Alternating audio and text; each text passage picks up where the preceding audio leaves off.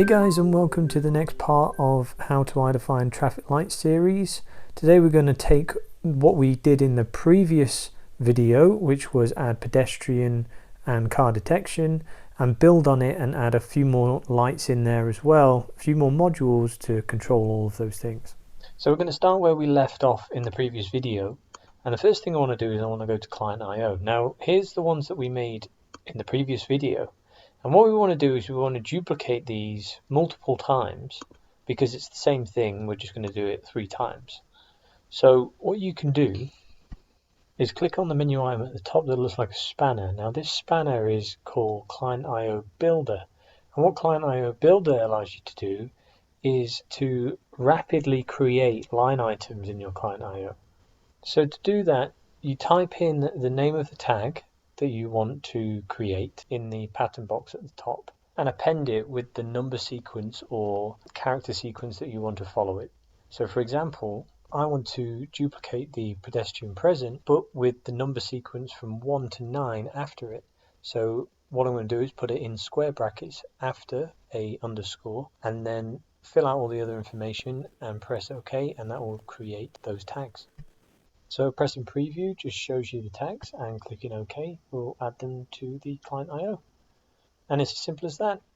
All we need to do now is do the same thing for each of the other tags, and we'll have all the other tags we need to create our other 2 modules. So the reason why I'm making so many here is because if you remember the goal from the requirements, the goal is to create a 4-way junction that has all the traffic lights and zebra crossings and everything. So I'm just catering for all of those for the future. So once we've done that, we want to create these extra 2 modules to create this one little junction. So what you can do is you can right click on the module that you've already created and click on duplicate. Now the description will come in and everything, but what we want to do is we can use this tool to reassign the tags that are in every transition and every output tag as well. And you can assign it to whatever tag you want. You can type it in there, but you can also pick from the other tags that are in client IO as well. So that's what I'm doing here. I'm just going through and picking the tag and relating it to another tag in the database. And when I've done that, when I click OK, it will create the module but with those tags instead of in the place of the other ones that are in the old one. So you can see in this state module it's exactly the same as the other one, but the tags are different, and all we want to do now is just go through that process again for the 3rd traffic light and get that up and running, and then we can start working on the simulation page to visualize these things working together. So now that's done, we can go to the simulation tab on the left and open up our simulation page and see our single traffic light. And what we want to do now is basically just copy the objects that make up this traffic light, so the 2 buttons and the LEDs or lamps, and copy it and paste it back in.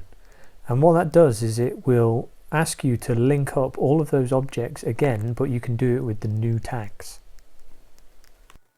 So I just created another one but linked different tags to it. So all I'm doing now is I'm just creating the road just so we can visualize what I mean when I say that we should have 3 traffic lights and an intersection. So I'm just creating all of this together and making it look kind of like a junction, and then assign it all up and get it running. So now we've done our simulation page, we want to update our viewer. So we update the viewer by right clicking on the viewer and selecting configuration. We then want to select the new state modules that we've created and also the new inputs and outputs that we want to see in the viewer as well. So this is me just doing the outputs. You click OK and then you select the inputs, and there's not too many of those for this, so it's pretty quick. Get that sorted, and then once that's done, click next. And this is going to update our viewer, so it's just warning us that that's what's going to happen. It's now opened it up. We just need to lay out the entire thing, and once we've done that, we want to make sure that we go File, Save, so that viewer is now saved and it doesn't change every time. So with that done, we need to go to our output configuration, right click on it and click configure. And in here we need to add the modules to the output configuration now.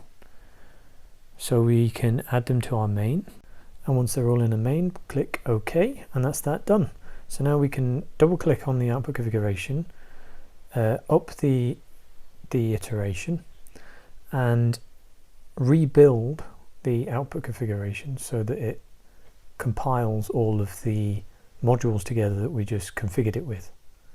We then want to go back to the viewer tab, double click on the viewer and open the simulator, and then load the configuration that we just built, open the viewer and connect them up, and that's a good sign. And then go back to the simulator and press play, and we should start to see the lights change when we press buttons, so that's a good sign. So it's gone to car detected, which means it will wait 10 seconds, and then when it's gone through that, it should transition to red amber and then green after 3 seconds. Winner winner, there we go. So now I want to click the pedestrian thing. Right, okay, so the pedestrian button is only working on one module, and that's because I've linked it to one module and not all the modules. So I need to go back and I need to assign the buttons for pedestrian crossing on both sides to every single traffic light module.